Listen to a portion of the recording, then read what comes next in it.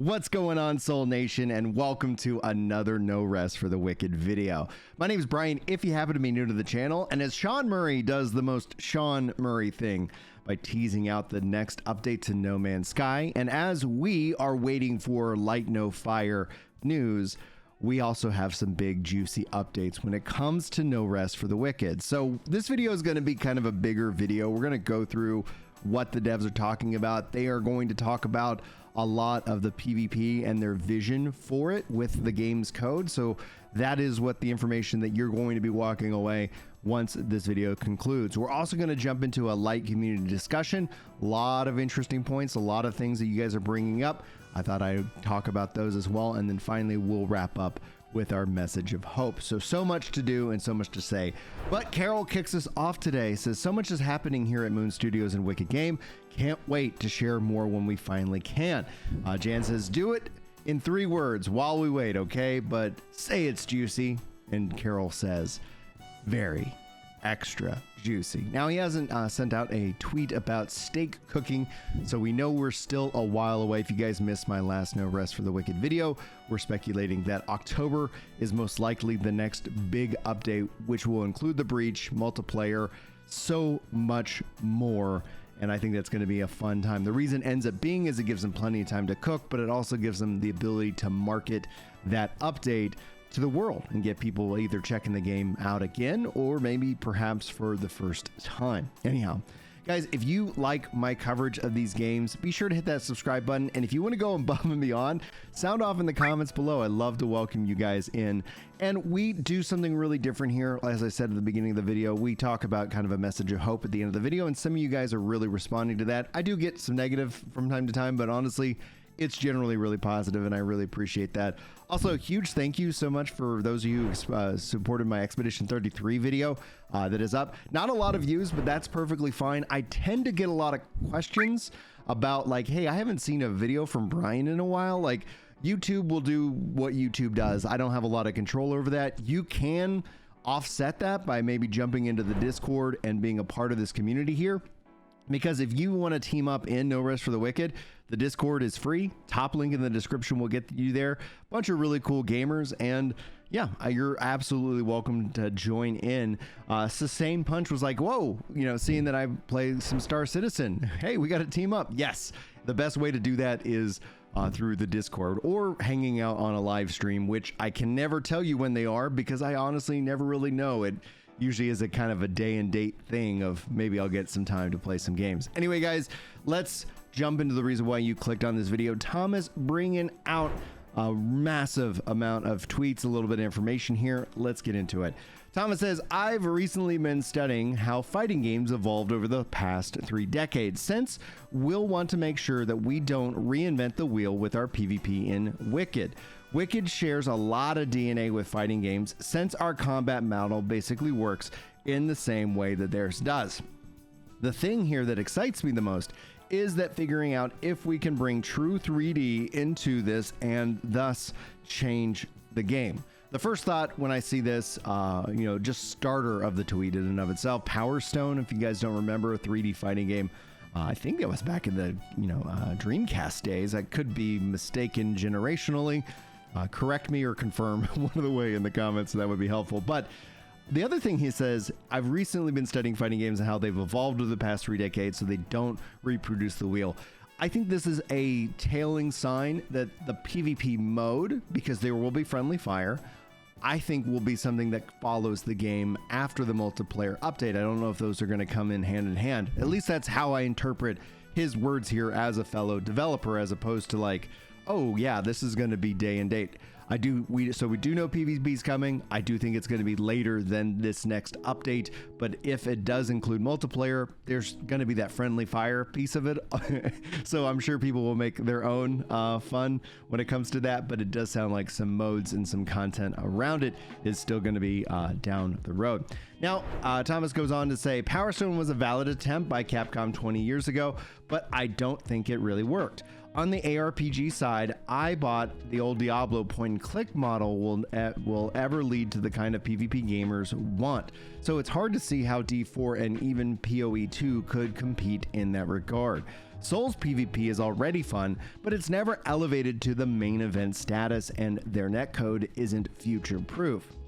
Now, when we think about elevated to the main status, this is something I hear in terms of the discourse around the internet, which is fine. Like, I don't reject it, because the idea is that if a game's trying to be everything, it ends up being for nothing. But when it comes to PvP in games, if it isn't the main event, it isn't the reason why people play it, they're just gonna go play their PvP game that only offers PvP, because there's so much choice out there in the world.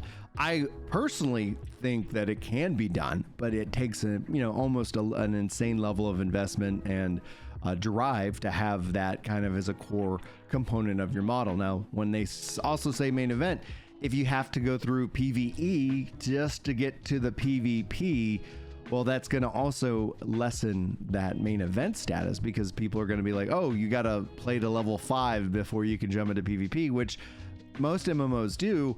Well, if you're only there for the PvP, that's a harder sell to make. Now, I like both PvE and PvP. I play both style games, and yeah, it's a lot of fun, but I get that people are also hesitant about PvP, especially when it comes to these action RPGs. Sometimes they just like, I don't want anybody running up and killing me. The good news is, when it comes to the realms, you don't have to worry about that per se, but is this going to be enough of a draw that people are going to keep coming back to? Are people going to do and play Wicked tournaments, for example? And maybe they will. Thomas has already shared out that he wants to have a Wicked Con at some point once this game is released, and I'm all in on it. And if they have some kind of tournaments, wouldn't that be just a fun thing to kind of experience both on the PvE and PvP side? But stay tuned as more information rolls out about that in the future. We'll be talking about it here. Anyway, he goes on. So I think there's quite some potential there to create something innovative that might just capture the zeitgeist, but I'm sure we'll need a few iterations on this to truly make it work. Right now, we don't have enough openers and enough options for footsies and mid-mind games, but all that can be figured out within the foundation we have. I think the magic formula is somewhere between the traditional fighting games, Nidhogg, Bomberman, and arena shooters. Now, given our 3D nature, the arenas themselves will have to do their part instead of mostly just being window dressing, which excites me a lot given my level design background. Winning a match not just through pure combat skills, but also by fully utilizing the interactivity within the arenas seems like a really smart way to introduce a whole new layer of depth. And this is just where I think I can't wait to learn more. But again, every bit of this sounds like we're talking at least sometime past October before it starts to get solidified. However, we are all still also waiting on that roadmap. We haven't got a roadmap as of August. We haven't seen that information yet, but it is being worked on. I think once they have a date in mind for the update itself, once they are very confident in what they can deliver, that's when we're going to see the roadmap. Because a roadmap really, in this case for us, it's their promise to us. And as long as then they deliver on that promise, we give them our trust. And so then when it comes down to saying like, hey guys, this feature, we think it's a great idea. It's going to take us 6 months. It's going to take us 12 months to implement. We're all going to say, oh, well, you've already told us what you're making and you've delivered on what you're making. Cool. You know, like, yes, I would love it now, but I'm okay to wait. So anyway, as soon as we get the roadmap, I can't wait to talk about that with you guys. Now, as usual, many people have got questions and follow-ups to what Thomas has said. Fufu here is no different. It says, I don't think I know a single ARPG out there that relies on its PvP for capturing its audience. Not saying that you guys should try it and to have some fun with it, but as far as successful vectors for Wicked, I don't know. Either way, we're excited to see what you guys come up with. And Thomas replies, right, but that's also because traditional ARPGs all use the Diablo style point and click system and could never really make it work in the proper fashion. PvP is good forcing function to ensure that the combat mechanics are tight, balanced, and polished, and it makes sense to invest a little more than people to have another open activity within Sacrament, especially if the potential is there for this to hit it big. And one thing I will add though is like, I don't think PvP should be forced. I don't think that's what Thomas is saying here in that regards. But also he brings up a really interesting point when it comes to point and click versus the controller. Like Wicked does have that that ability. The controller play on this game, I think, is the best version of it. I've heard a lot of people complain about keyboard and mouse. I'm not a keyboard and mouse guy, so I can't share in that frustration.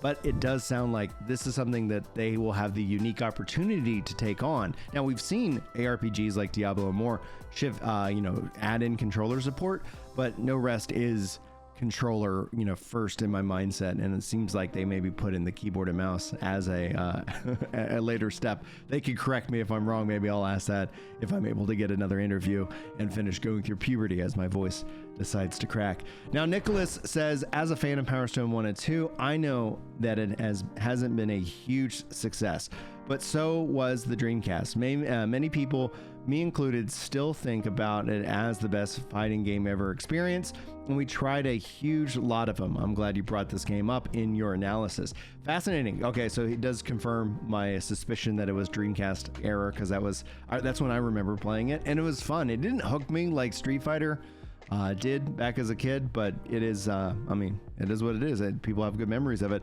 Thomas asks, what made it work for you? And Nicholas says, two major things.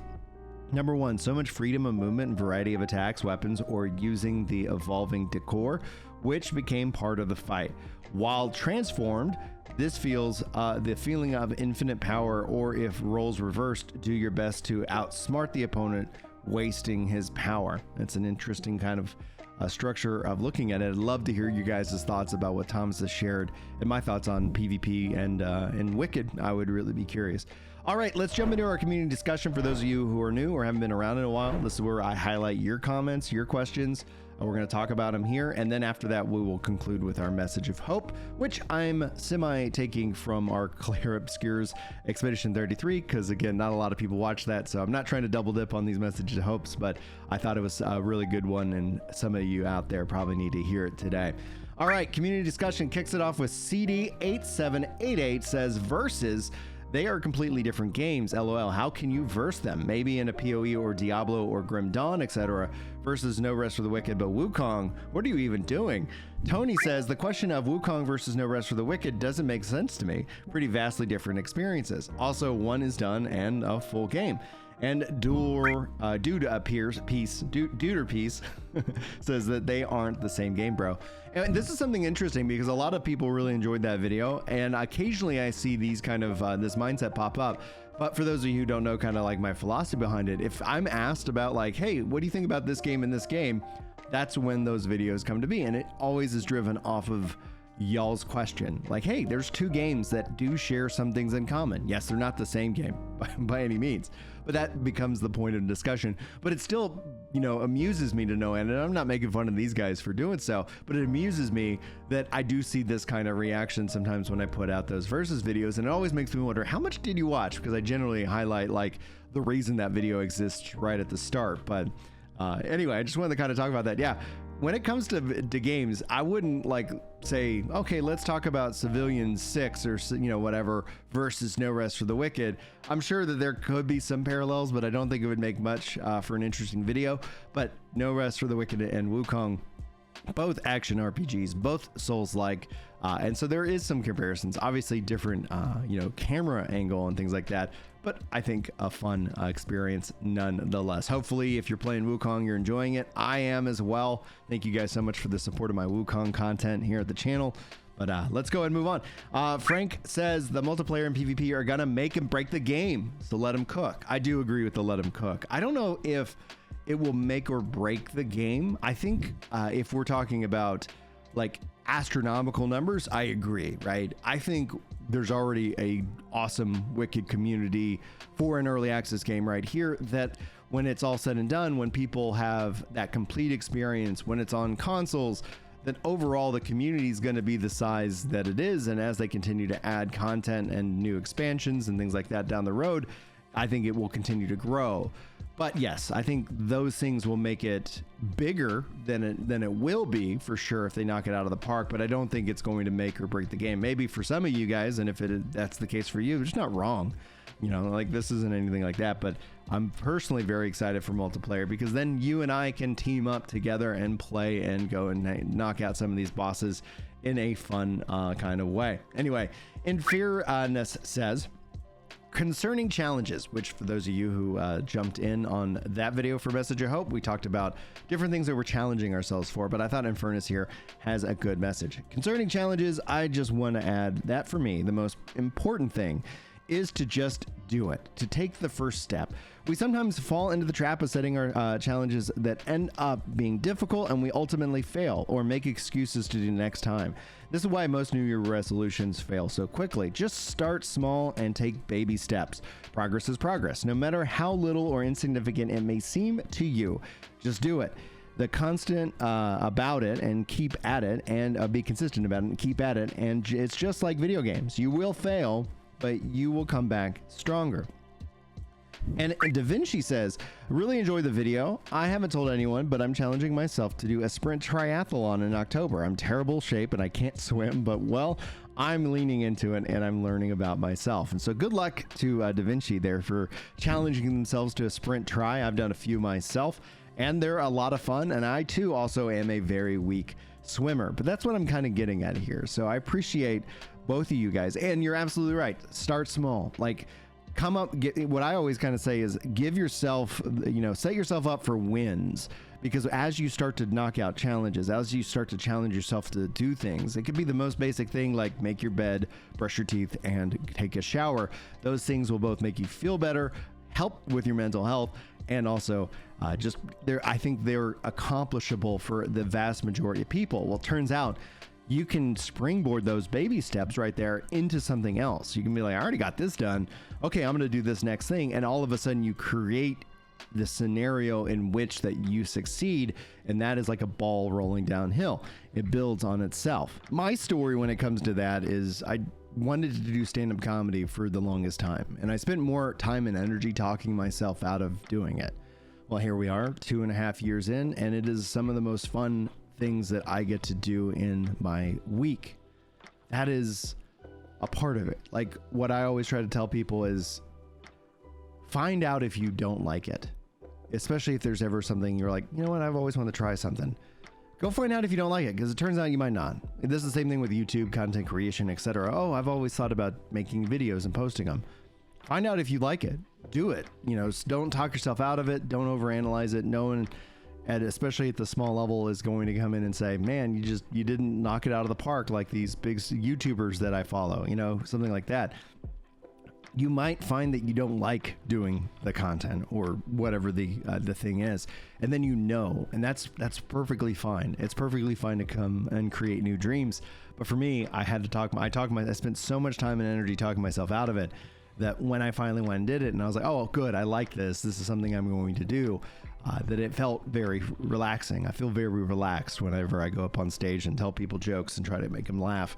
It is a really great experience. It's different from all of my content here. You guys can check out my comedy channel, as we do get irreverent. And I consider myself an absurdist when it comes down to my style and approach to my stand-up, but it is something I think some people really enjoy and some people don't. And they've tried to cancel me for it for many times, and I'm sure there'll be many times in the future as well. Let's dive into our message of hope, everybody. Thank you so much if you're sticking around for this. I want to say this very as lovingly as I can, that life is worth living, but you're not weak if you've ever felt that this isn't true, especially if you're feeling that way today. The thing is here, this is something we all face. These are lies that enter into our mind, and if we entertain them, they can start to feel overwhelming, and they can even freeze us in our tracks. They can even in worst case scenario, make us believe that they're true, but they're not. Believing in yourself is a powerful thing, and it doesn't just apply to some form of religious mindset. The belief that you can do something, that you can change your life, will often lead to you doing something and changing your life. That doesn't mean it's not going to be hard, but you were actually made to go through the hard things. I just need you to believe in yourself. The thing that's going to make the hard impossible is if you don't think you can do it, but you can. Now, it might take some effort, it might take some work, it might take baby steps after baby steps, and it might not necessarily be instant. I'm not going to walk on the moon tomorrow, for example, but if I wanted to, I'm sure I probably could get there if I decided to just commit everything I had to it. But obviously that is a bigger kind of goal, and I don't know if everybody here shares that. Now, asking for help here isn't weakness either. I'm talking to the men here, guys, but note that even though the internet will say that men should be able to share their feelings, the reality isn't really that case. So I actually implore you to seek out a good men's group, a bunch of guys who have your back and your best interest, who can share in your burdens and your sufferings and encourage you to get up and get going, because society really doesn't care about especially men's suffering so much. And this is not a negative thing against society. In fact, I think this is a more freeing statement. If they're not going to care about your sufferings, well, you know, in a way, screw them. Like, all right, we're going to just go and do the thing that I want to do, because one way or the other, they're not going to be happy with me anyway. So I'm not going to sit here and try to appease, you know, this invisible society aspect. I'm going to do the thing that I think I was meant to do. So I encourage you guys to get up and get going and work on that. This is a freedom. This is freedom I want to try to give you guys so that you can be who you want to be. Just come up with a plan and get started, and make sure that those start with some really easy baby steps. And yes, sometimes it took me a long time to pay off all of my debt. It took me like 2 years. That was a journey. You know, and here we are years later, and I'm glad for that kind of pain, because it also makes me not want to go back into debt. So pain doesn't necessarily mean that it's wrong. It could just kind of be almost like a purification that's happening to you, healing a wound, or allowing you to, you know, be who you or were meant to be, or want to be in this case. So for an example, just kind of as a story, I love baseball, guys. I played all the way through college. A lot of people ask me, like, what did my dad do? And I always say that he helped me fall in love with the sport, because by the time you get to high school, it really becomes a job, and it will defeat any love that you might have for the game itself. But I just recently started coaching my sons who are playing it, and I love this sport because it teaches you that failure is actually the name of the game. If you fail 70% in baseball, you're an all-star. And that's the real trick here. You only fail when you give up. This doesn't mean that you're going to knock it out. You specifically are going to knock it out of the park every at-bat you take. But be tenacious and treat a loss as an opportunity to learn. You know, and that's one of the things that I really always took away from the sport. You know, there's going to be more at-bats. You're not going to hit it out of the park. You're going to get out. You're going to strike out. You're going to miss. And that doesn't mean that you suck. It just means that that's life. And it's a freeing thing, at least the way I see it or perceive it in this case. Anyway, guys, I don't want to waste any more of your time. Thank you so much for joining me on this journey. Special thank you to all my channel members here who help keep the lights on. You guys are truly the bread and butter, especially when YouTube decides not to show my videos to people, and that's perfectly fine. So I love you guys so much. Hopefully you have a wonderful rest of your day, and hopefully I'll see you in the next video. But until then, take care.